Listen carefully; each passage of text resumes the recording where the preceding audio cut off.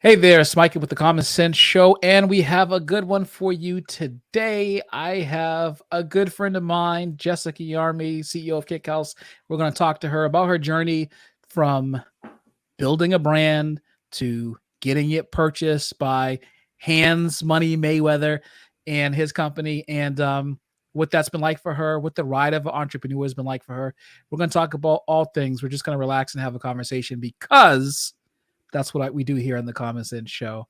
But let's roll the intro. I'm Micah Logan. This is the Common Sense Show.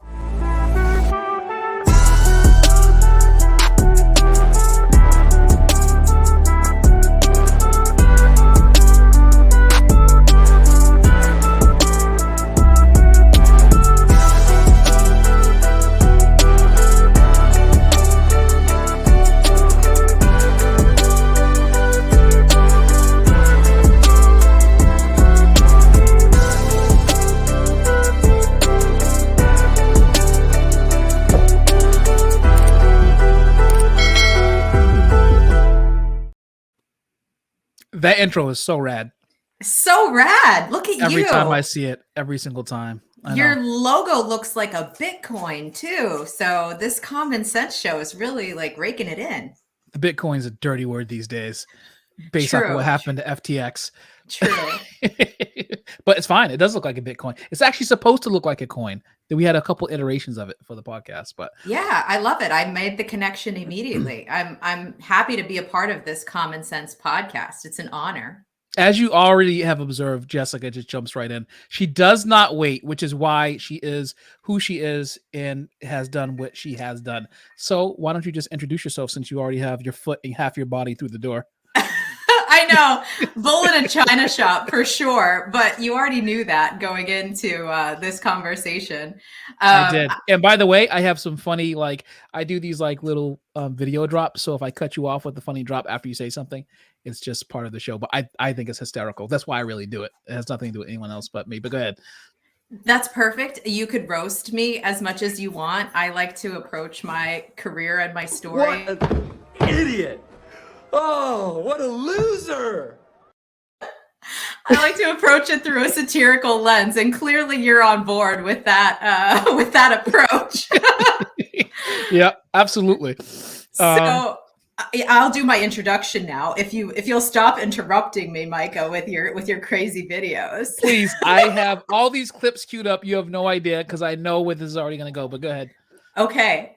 My name's Jessica Yarmey. I'm very serious and very, serious in my career and my professional life. It's not coming through today, but in my professional life, I'm CEO of Kick House, which is a modern kickboxing studio franchise.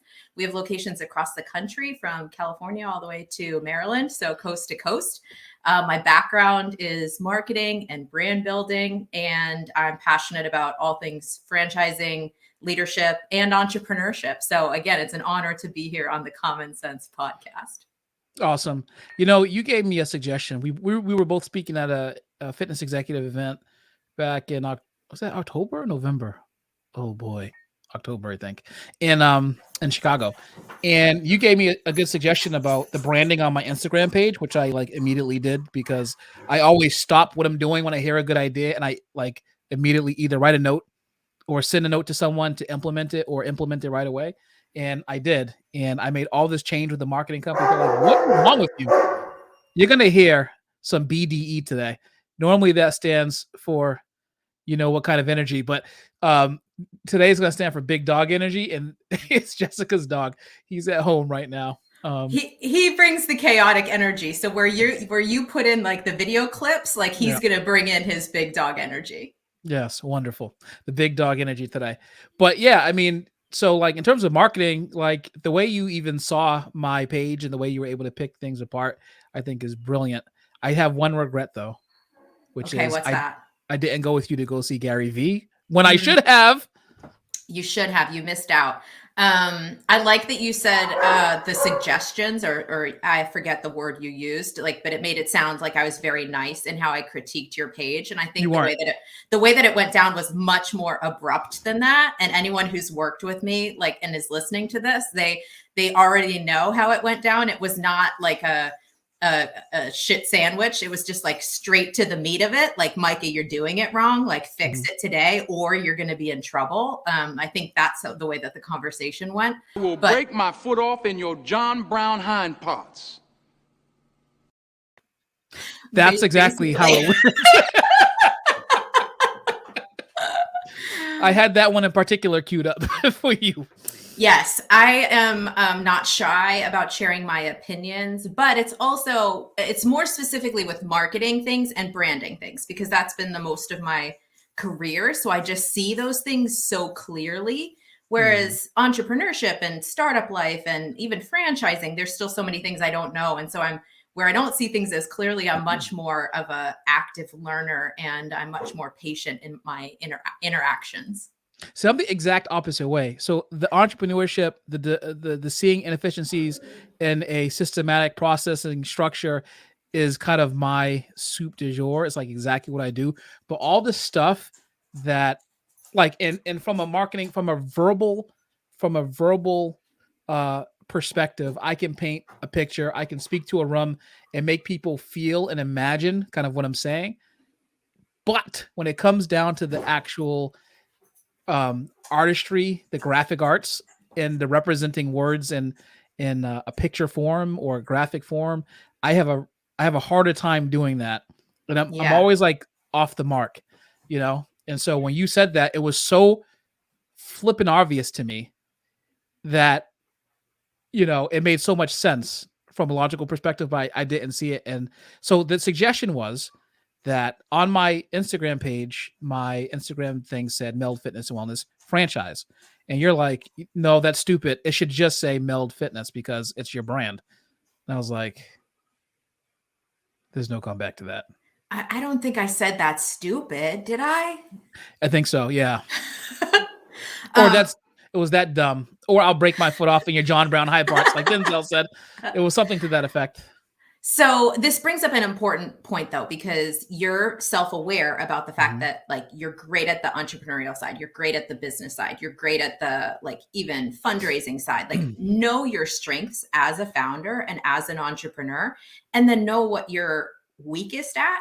And where you're weakest at is where you want to staff first, and or find a good partner, you know. And I think that's like such a critical unlock for anybody who's starting a business. And sometimes entrepreneurs, like, we want to do it all because we think we can, but someone else with that exact strength that is your weakness, like, they're going to help you so much. Like, stay out of the things that you don't know about, stay out of the things that you're not great at, and just help you move so much quicker because it's in their superpower. So I think it's so important to find good partners and good teammates really early on in your journey. Like, anyone who's solopreneuring it out there, I give you so many props, because, like, you are a stronger woman than I. Solopreneurship is not for the faint of heart. No, it's definitely tough. So let's go back to the beginning and end at the end. So how did you, why even get into franchising? I ask myself this on a daily basis. Why scale through franchising? Why start a brand of your own when you were plenty successful as a marketing executive out there and doing your thing at other companies? So I've been in franchising since 2008, originally in the restaurant space. And then I moved into franchising in the fitness space in 2012, working for Gold's Gym. When the pandemic started early in 2020, I was CMO of Club Pilates, which at the time had 615 locations across the country. I was a part of opening and onboarding 400 of those. And so I felt like I had a fairly solid understanding of both the franchising space as well as the fitness space, specifically the boutique fitness space. So when the pandemic started and everything, you know, started to change and change drastically, I just knew there would be opportunities that emerged from that. And I didn't know what that would be or what it would look like, but I just kind of stayed open to what's out there. And that's really how Kick House came to be. It was a result of, you know, the shifts that were happening during the pandemic, and just knowing what I was good at, knowing the spaces that I knew really well, and just being prepared to take advantage and move when an opportunity presented itself. Wait, so you had 0 locations at the start of the pandemic? Correct. And then you opened your first location, or did you open multiple locations to start? We kind of dove in and opened multiple locations to start. And you are familiar with franchising because you're starting Yep. held and you're starting with one, and you start with a proof of concept and you prove out Mhm. your brand, and then you go on to 2 and you get that one profitable, and then you go on to 3, and then you really like kind of start to franchise like Right. broadly. And what we saw as an area of opportunity during the pandemic is there was a lot of businesses that were struggling. There were brands that were struggling, and there was an opportunity window to align studios together under a new brand, under a different brand. So instead of growing based on a traditional playbook, growing based on a 1 Mhm. and then a 2 and then a 3 kind of playbook, we really kind of like thought outside the box and grew in a very like unconventional kind of way. It's actually really smart because really it comes down to when you're an emerging franchisor and you're trying to grow your franchise concept regionally, nationally, internationally, wherever. You talk about proof of concept. And now proof of concept can be different. And then so oftentimes what I hear from people is they use the exception to prove the rule, right? It's like you only need one, so you only really need one profitable location in order to get a person interested in your franchise, and you can take it from there. Fair enough. That is true. That is undeniable. That has happened. But more close to reality is you need multiple locations to start. And I think that what you're saying about having started like a cluster of corporate locations and to prove the concept and then get people interested is a unique way to go, because it's not a way that I just kind of organically thought myself, but it's something that you saw. I wonder if did you see something in when you were working at Club Pilates? Did you see the power and already have an existing cluster of units? Obviously, they had a lot of units, but like, what was it that made you decide we're going to cluster corporate locations to begin with as a growth strategy in franchising? Well, it was more so that we clustered franchised locations to start. And I think the power of the franchise model from a franchisor perspective is it allows you to grow studio footprint really quickly. So the slow part of that is to sell someone in on your model, on your belief system, on your brand. And so instead of like selling somebody in on our brand and then saying like here's like the construction manual to build out the 4 walls, we sold someone in Mhm. on the brand and our programming and our model, and had them convert their 4 walls, which Ah, gets somebody on board in 4 weeks time versus 4 months time versus 6 months time. You know, the process to open a new studio can be really cumbersome.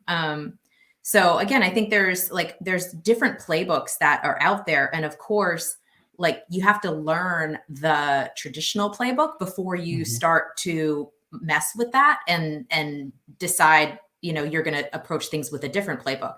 So part of like my background going back to 2008 in franchising is like understanding the traditional franchise model, so that when it's an environmental shift like the COVID-19 pandemic, then I knew what the traditional play would be, and then I knew what the alternate play could be Mhm. given the environmental shifts that are happening.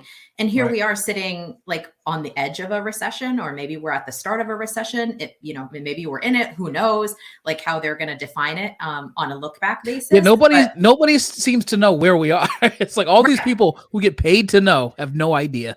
right. And so you're left to like reading the headlines to decide. And the Well, headlines good are luck with that. the worst place to decide. But it's a similar moment. Right. And can we take the learnings of the last 2 years when there has been this big environmental impact happening? And can we look at the recession with similar entrepreneurial eyes and say, where are there going to be opportunities? Because there will be, and how can Mhm. I take advantage of those opportunities in maybe like non-traditional ways? Mhm. And I think you get to that answer by sitting in your strengths. So for you, that's like entrepreneur spirit, that's business formation, that's startup land. For me, that was like brand building and like buy-in at the franchisee level. Yeah. And so it's so funny because I think that the brand building piece in franchising is almost more powerful than the system piece.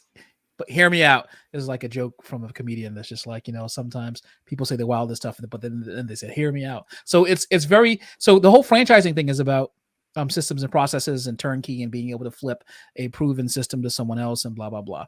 However, branding is actually a lot more. For instance, sometimes you can have a bad franchise with terrible systems and processes, but because their branding is so strong, they sell way more units than a franchise with better systems but like poor branding. So Yes. like I think by you nailing this, not saying that your systems and processes are bad, I'm just making the point that branding is such an important piece, and having a branding strategy is such an important piece to this growth part of any business. So whether you are a mom and pop and you're trying to grow your own cluster in your own region, or you want to go the franchising route, it's irrelevant, because branding is what is going to take you and give you those extra locations and that recognition that actually brings in people that want to ultimately invest in you. And I'll take it a step further.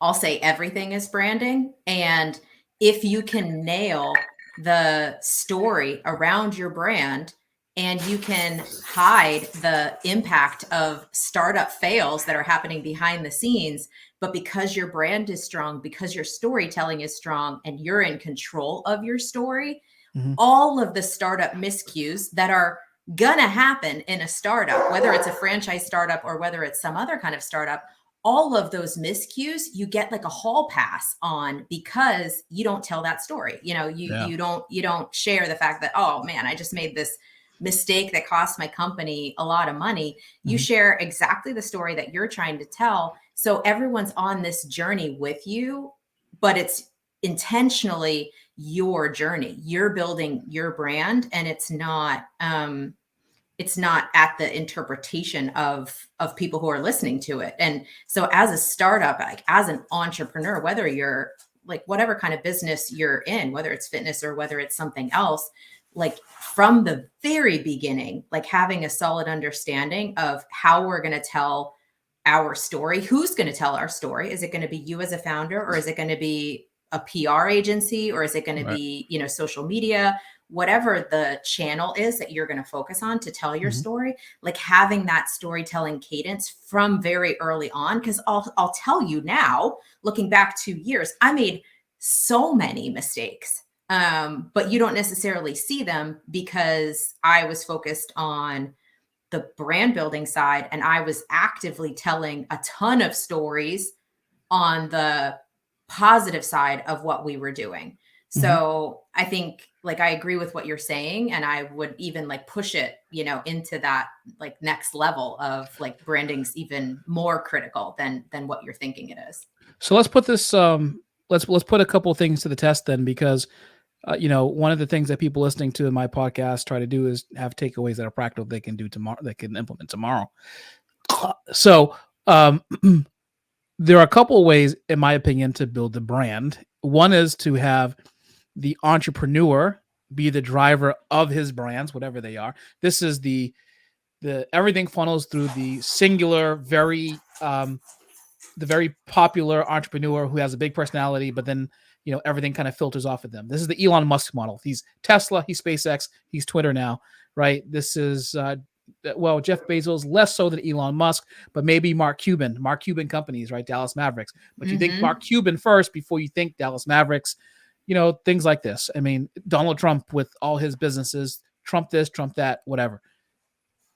The other way to do it is to build the brand as just an isolated brand in a space that performs very well at the one niche thing that it does, and beat that drum. Both are valid ways to build a brand, or to drive business into a brand. How would individuals listening be able to capitalize on, like, for instance, like social media with those different kinds of brand building techniques? That's a really good question. And I'll throw a third option into the mix because I think part of the reason that Kickhouse grew with the brand love that it did is I was telling my story as a founder. Kickhouse was telling its story as a brand. And then all of the staff and members and even my own support team were telling their story as employees. And I think where that starts to work, even though it's fragmented, is we had brand values established before we had a location open. So all of those touch points, whether it's coming out of my mouth, whether it's coming out of the brand's voice, whether it's coming out of our team's voice, in most instances, it's coming out with a consistent message. So I don't approve every single social post. I have not from day one. But what I have done is created those brand guardrails to say, like, who are we? How do we talk? How do we show up? And then I reinforce those guardrails by my own personal brand showing up, repeating those same guardrails, or reinforcing those same tenets. So, like we talk about excellence a lot. We talk about community and inclusion. We talk about resilience because we're a brand that was started during the pandemic, and we talk about transparency. So within those brand pillars, like, how are you showing up as a person in support of the brand? And so where you only activate one of those pillars, and maybe a fourth pillar would be how your like members show up, you could separate that into its own category. Like, what do people say about you behind your back? If you're only focused on one of those, you're missing an opportunity to amplify and echo across and between all three or four, depending on how we're like slicing and dicing the different like brand pillars, if you will. If you're a founder like me, so I'm also the CEO of a company that has nothing to do with fitness. So I have multiple brands under my hat. Should founders or executives in companies, now that we're talking about branding, should they be constantly speaking? Okay, let me just put it out there generally, right? What should they be doing to reinforce brands if they're moving through, like we talked about, the executive founder model out to the brand? Like, what should they be saying? What should they be putting out there from a brand standpoint? Okay, shout out to you for being like a modern day Ryan Reynolds. I know Ryan Reynolds is also modern day, but look how he shows up. And like, I'm in awe of him and how he shows up. Like, that's what I'm trying to build to. But you as multiple companies, and you might see no connection between them, but there's no connection between Gin and Mint Mobile. But there he is tying everything he touches together because it's under his own personal brand. So he goes from Wrexham football in Europe to Mint Mobile to Aviation Gin to running his own advertising agency, to Deadpool. Like, all of it, he'll touch on all of those things in one TV spot for one of the brands, but it's like actually for 5. Right. So I think that's the power of personal branding, because the connection, it doesn't need to be connected at all. But you could be like, me, Micah, I'm over here doing this fitness thing. But then I'm also passionate about, sports cars. And like, because I'm passionate about these two things, I'm going to show you how I think about it and how they're connected in my mind. Like, even if they're kind of not, like I garden. And like, I'll talk about entrepreneurship through a lens of gardening all the time. And it's like, how in the world does that make sense? But the idea of like planting things and watching like 1/3 of them survive and grow and like the rest just die, that is entrepreneurship in a nutshell. So whatever you're passionate about, where you're speaking your founder story, you can tie anything together. And you should, and you have this podcast. And so, you have a whole bunch of different irons in the fire. And as disparate as they might be, they are connected because of you. Right. Interesting. Okay, so that's how you would utilize the brand executive founder kind of in and out. Like, okay, so now you're a brand of itself. You decided to not put Jessica Yarmey's kickboxing on the front of your building, and because one day you might not want to do kickboxing anymore, and you have a brand that's not you. Is you, but it's not you. Like, now, how are you speaking to the public from that brand, right? Because now the brands have to speak to the public. So the founder can tie it, like I'm tying it all in, everything what I do, but then like, okay, now we have this individual who's watching this podcast. So, well, okay, have my own brand page over here. What should that brand be speaking about on a daily basis? I love that question. And the answer is kind of complicated because it depends. So I'll use. We have a problem. We have a problem. Ladies and gentlemen, we have problems. That's what I think of when someone says it's complicated. He's a walking meme. Yes. Okay, I'll be specific with this because I want it to be actionable for people. Mhm. So it depends on the channel, and it depends on how you show up on each of the channels. So using the Kick House example, I'm on LinkedIn with you like a gangster all the time. I post on LinkedIn once or twice a week. My personal brand, yes, sir. Don't know how you do it. But you do. You got to get with the program. The way that I do it. Wait, do you count repost as post? No, I never repost anything because I have my own original thoughts. No. But here's how I get to my Got him! Got him! So I'm a big podcast person. So when Okay. I'm at the gym in the morning, I podcast, and the podcast makes me think of something in my business, in my day, in my life. Mm-hmm. And then I put that thought to paper. Like, that's how I consistently post once or twice a week. So my personal brand page is bigger than my company page on LinkedIn. So on LinkedIn, I'll lead with my personal page, and then I'll use my company page to comment on my personal stuff. Oh, smart. Yeah, I see what you're saying. The comments from my company page kind of like roast me. It's me roasting me. Right. But then it gives me something to talk back to. And every time you comment on your own post, or every time you comment on anything, it like bumps that in the LinkedIn algorithm. So like that's LinkedIn. If you jump over to Instagram, my personal Instagram is smaller than my company Instagram. So it works vice versa. Like, it works in opposite.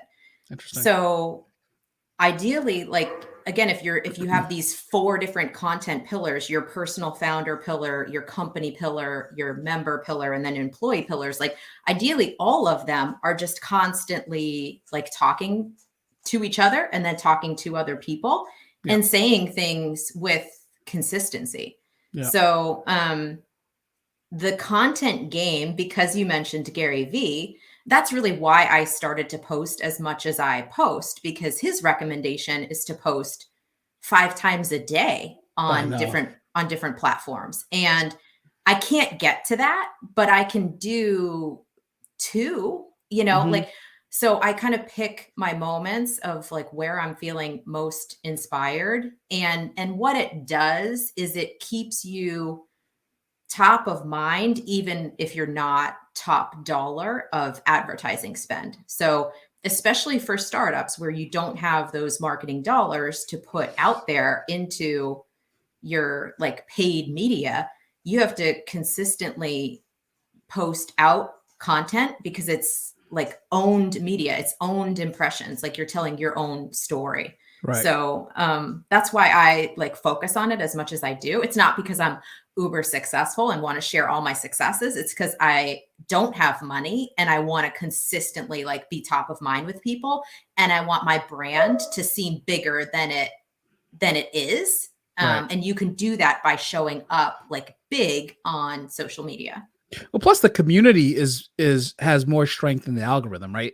Like if people actively follow you and they're waiting to hear what you have to say because Mhm. you have something to say, then that makes a big difference. And then when you comment on other people's post with things that actually make sense and move the needle, it's amazing. Like my LinkedIn has blown up. I don't know why or how in the last 3-4 weeks, but I have more connection requests than I can actually like. I've given up on accepting people for now. So I have this follow feature where they can just follow me.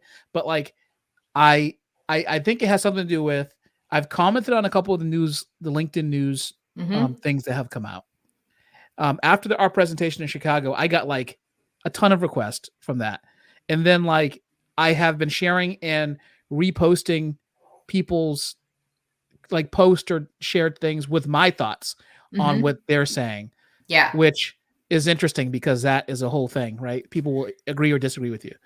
Yeah, and your commentary can't just be, look at this great post. It really has to be through your lens, Yeah. through your superpower, which is Mm-hmm. entrepreneurship, startup. Like, like you have to speak from what you know super well and take that twist at what they have already posted, because that will organically like give you views into, people will view your profile because of smart things you say. You can't just say dumb things and expect the follow. Like it's really like layering on to the conversation, Mm-hmm. and doing so in trending news stories gets you in front of a lot of people. Yeah, so I actually to put just for people watching. So there was a LinkedIn thing where I actually commented on a story about Peloton when they were first going through their struggles. And if you've watched this podcast or you've heard me talk about Peloton, you already know I think that the institutional arrogance of Peloton is really what drove a lot of the reasons why they are now suffering, because who the heck just assumes that at home fitness equipment is just going to continue to go off like that? Historically that has never happened. Even now that we have video and memberships, I'm going to rant, but I'm trying not to. Even though we have video memberships now and you can see an instructor, and more people, yes, have memberships and they do it, I can still tell you that there's people who don't actively engage in it even if they have the memberships, number one. And number two, it's home. People want to, even introverts, we need to be around other people for a certain period of time. And so anyway, so I made this comment on this, and then LinkedIn picked it up, and then they ran it with their evening news set, Mm-hmm. and they identify my comment as one that was something specific, right? They edited it into their thing and they read my comment and everything. And I got a bunch of followers from that, but it was because I took the time to actually comment on news that was happening.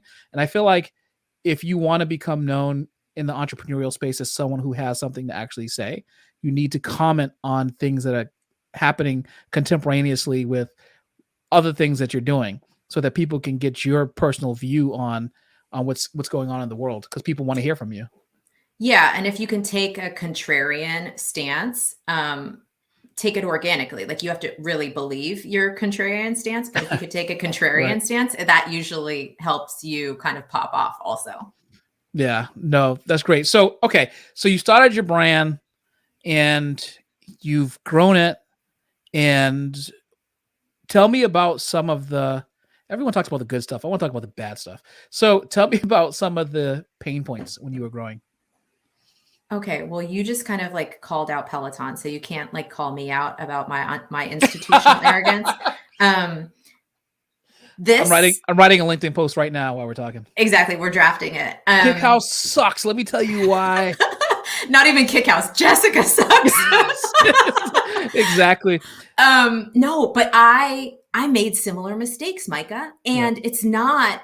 I like to think of it as it's not institutional arrogance. It's that hopefulness of that entrepreneurial vision where Mhm. you see the potential and you're like, that's what we're going for. Mhm. And I got stuck in some projections that were based on here's what we're going for versus making decisions based on where are we today, like what Mhm. do we conservatively know that we can do.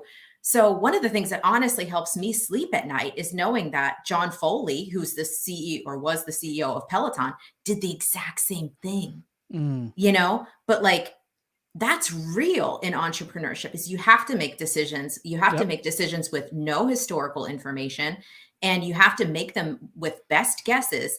Mhm. And this is your baby, so you believe in it and you believe in its potential and you see the opportunity. Yep. And the problem becomes when you attach dollars to decisions to potential versus attaching dollars to decisions to actual, like that's Mhm. where you get stuck. And that's what I did. I over projected on some things that I'm still like literally and figuratively paying for today that I wish I had projected based on actuals versus, like the same mistake that John and I made. So like Mhm. I maybe I am institutionally arrogant, as you say, but I like to think about it as it was like I was that victim of my own, like as a founder, I have to be the hype woman. I have to be the true believer always. And I fell victim to it when it came to like making an important decision about my business. So hopefully, like if you're an entrepreneur listening to that, you can take it and apply it to your own situation and maybe not make the same mistakes that I did and also John Foley did. But read those kind of stories in the news and read them through that kind of like entrepreneurial lens. Like, Yep. how did this happen? And what can I learn from it and not do in my own business? And again, we're sitting like in a recession, at the brink of a recession. So there's gonna be more sets of bad decisions made. Sure. So Or like or decisions watch. that seem like they're bad, but they're a function of the environment and what's going on, and maybe overcorrecting. Um, the late Colin Powell had a 40-70 rule. Have you heard about that? No, I can't wait to Okay. hear it though. I love him. So he said he would strive to make decisions with not less than 40% of the information, and then ultimately make the decision when he had at most 70% of the information. And Yeah. I feel like that's like the zone where entrepreneurs constantly live, because there's just so much that we don't know. Yeah. And there's so much that we have to basically figure out, palpate our way through the entrepreneurial journey. But you're never going to have more information. For instance, like it's very rare as an entrepreneur that you have more information today than you had yesterday. Right. And you need to still make decisions. And if you do Right. wait to have all of the complete information, you're not going to move fast enough. So it's Right. finding that balance between speed and information collection and fast decision making, Mhm. that kind of will get you into a good sweet spot. But being a startup, that you'll get tripped in that regard for sure. Yeah. Yeah. Yeah, no. So entrepreneur decision is it's definitely tough, and like I hear what you're saying, there's a lot on the line. When you have investors and people are counting on you to return money to them and a decent rate of return, then that's another layer of obligation that you have that you didn't have prior to starting the business. And oftentimes it can go one or two ways. People could be completely disinterested in your concept to want to invest in it and actually give you money, or people could be very interested and you have money coming at you from all sides. You have to try to figure out who's the right partner and kind of work through that lens. Um, but yeah, I mean, fair enough. I mean, and I don't think that making mistakes as an entrepreneur is the institutional arrogance I'm talking about. I'm talking about the institutional arrogance when you don't second guess yourself, Hmm. even though you have empirical evidence to show that there's something that could move the needle. This is a Blockbuster Netflix argument. You realize that Blockbuster would still be in business right now had they not kicked Reed Hastings out of the boardroom when he was presenting the idea of Netflix to them. That's more of the institutional arrogance. When a person is established, Yeah. they're doing something in a lane, in my opinion, and they have the ability to actually shift and stay ahead of the market. And yet they think that what they're doing is so great because they've stopped being creative and innovative. Um, Yeah, it's like, but Reed comes in and tells them their baby's ugly, and I think that's the humility that, you need to have as an entrepreneur. mhm. If you're going to stay in the game for a long time, is somebody's going to come to you, they're going to tell you your baby's ugly, and you're going to have to say like, okay, how do I make it prettier? And that's hard to do when you've put your 24/7 into making your baby, like as pretty as it could be. And you sometimes have that blind spot then of like, you don't see it. You can't have that look in the mirror and understand like what's wrong and what needs to be fixed. Board of directors are where businesses go to die.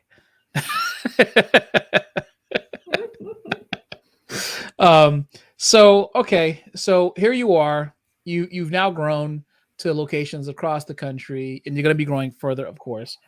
And then you were recently acquired by Mayweather Fitness and Boxing Yes. as a part of their portfolio. I'm assuming that they're expanding their portfolio to include not just your concept ultimately, but other concepts as well. How did it feel when you got the call? It's a little bit surreal, really, because Floyd Mayweather's brand personally is as big as the sky. And to partner with his brand, his family, it's truly an honor. And I think we're up for the challenge of, trying to sit side by side with his brand and shine just as brightly. But, going back to what we were originally talking about with like knowing your strengths and knowing like where your superpowers are and then looking to complement that really quickly. Yeah. The Mayweather family just brings so many strengths to the table that we didn't have or we had as weaknesses. That it was just a complementary kind of relationship that just makes a whole lot of sense. Where they can fill in some of our blind spots. We could have that kind of look in the mirror and say, like, yeah, help is really needed in that regard. And, they have a fully built team in places where we didn't have one person.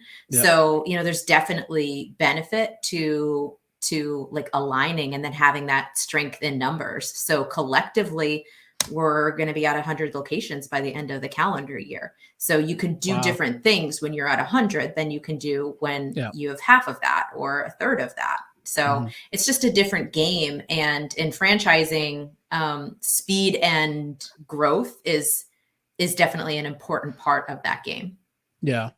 Yeah. It's funny because, so you said that you've been in your experience of franchising from 2008 to when you launch your own franchise. What are some of the things that taught you about how to franchise before you like launched your own? Happy franchisees bring in more studios, whether it's building their own or being validators for new owners coming into the family. You don't grow when franchisees are unhappy. Yeah. There's just too much like slowed momentum that happens when franchisees are unhappy. So the way that I keep my franchisees happy in a down economy is I over communicate and give them transparency into like where the business is at, what are the trouble spots, like where are the opportunities. I tried to keep like markups to a minimum, if not zero. Right. And where there was something that needed to be marked up, I told them exactly how much it was marked up and why. And I think at the end of the day, as business partners, like franchisees appreciate that level of transparency and appreciate a partnership that, it's not every day is going to be a sunny day. And we've just gone through a whole bunch of back to back rainy days over the last 2 years. But can we at least like approach those days with transparency and like respect in both directions? And I'm proud to have built that at Kick House. And I think my team like guides itself through those same principles. So it really just kind of trickles down from like how we've really like established our foundation of having that business partnership come to life. Yeah. It's definitely been a heck of a ride the last 3 years. It's like one of those weeks that you have where the sun just doesn't like, it's like it was raining and then it's cloudy and then there's like breaks in the clouds a little bit and then the sun's trying to peek through. And so the last 3 years have been like that week long, like you finally have a vacation and then the whole week is cloudy. Yeah. but it reframes things for you. And as we're recording this, it's the week of Thanksgiving. And I have that frame this week of, there haven't been those like massive wins. There haven't been those super sunny days, but like, look how great we're doing, and like, look how we're still standing. And yeah, we got black and blue marks like all over the place. And it's been a heck of a ride, but how many places closed, like how many brands folded, and here we are still in the game. We don't feel like we're winning the game ever. Like we feel like we've gone through that like rainstorm and still are going through that rainstorm as we sit today. But I think it's important as entrepreneurs, when you're going through those tough times, to have that perspective of, I'm not done right now, but I have a lot to be thankful for. And I have a lot to like appreciate along this journey to date. Yeah, it's true. And one of the things I think from the fitness perspective, and we're in the fitness and wellness industry, obviously, and is that people have come out of these last 3 years valuing their health, I think, more than they ever have before. It's clear when memberships in the US have reached 20% penetration of the total population. That's the biggest number ever recorded in American history. That shows that people are more understanding that how they feel and what their body metrics are in relation to their health are so important to their long-term ability to actually enjoy life. And if we kind of look at life in the framework of life is meant to be enjoyed, there's going to be crap, but life is meant to be enjoyed, then we would focus on doing whatever we can to enjoy it as much as we can. And part of that is taking care of your health. And I think the bad part is that we've lost 30% of our health clubs across the country. The good part is that Americans, statistically and percentage-wise, are engaged a little bit more than ever with their health and wellness. And I think that we have an opportunity, those of us who have survived, relatively speaking, this period of difficulty, have a responsibility to now try to build on that gain of people who are more committed to engaging with their health more than they ever have before. Yes. Like we need to be so present with that as an industry. And as we were talking about the different like content pillars and where you can say things from, wherever you show up as a member of the fitness industry, you need to be showing up in a way that echoes all of the benefits that fitness can provide, from heart disease, which is the leading killer of people in the US, to the mental health crisis, which is impacting 40% of Americans. So great, 20% are coming to the gym, but what about the rest? And like, what about the people who are struggling with their mental health and haven't made the connection between exercise and the release of neurotransmitters like endorphins, dopamine, that make you in the moment feel better? Like within the next hour, you're going to feel better. It doesn't have that lagging effect of pharmaceuticals. It doesn't have the side effect of weight loss or weight gain that a lot of the pharmaceuticals have. Like, how about that death spiral that like people just jump onto? Like, we in the fitness industry have the opportunity to create the healthiest positive spiral of like positive changes for people. And yet we're not doing a good enough job of telling that story.